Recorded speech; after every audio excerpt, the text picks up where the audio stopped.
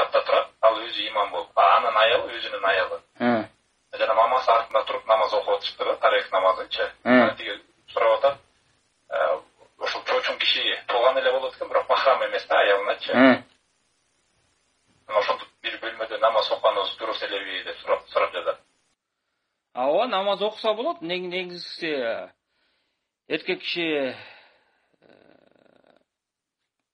жанагы өзүнчө сапта туруп, андан кийин аялдар артка турса болот. Бирок то жакшысы жанагы жалгыз киши болуп атат имам менен. Имамдын оң жагына турат, ал тигилер болсо аялдар артка турушат да.